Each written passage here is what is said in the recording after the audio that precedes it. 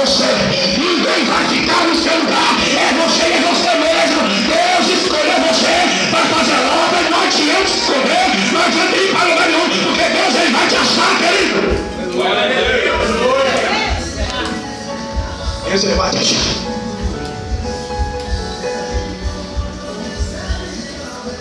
Eu queria que tivesse umas caixas bem grandonas para nós arrebentar aqui.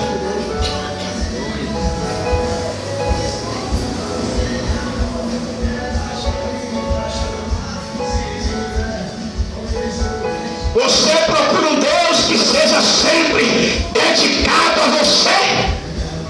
Mais dedicação do que Deus tem por nós, eu acho que não existe não. E pastor, irmã, assim, olha para mim aqui. Como é o nome dela mesmo, sua menina? A senhora pegou lá dar seu filho por amor desse povo aqui? Tem gente que reclama. Deus amou o mundo de tal maneira que deu seu único filho, para que toda crê que lhe crê não pereça, mas tenha a vida eterna. Que maior dedicação, essa não foi essa. Ele se dedicou tudo 100% por nós, e a gente ainda reclama. Deu seu único filho.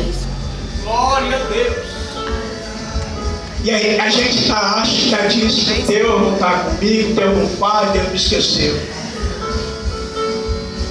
Deus sem você continua sendo Deus, e você sem Deus, né?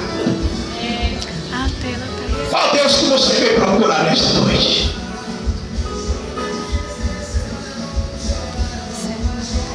Qual Deus que você veio procurar?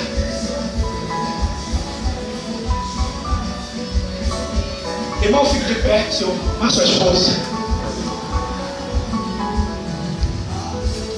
A tela está escura. Esse mês vocês passaram por um vento financeiro grande, mas Deus suscitou vocês e diz para vocês que mês de junho é mês de vitória na vida de vocês.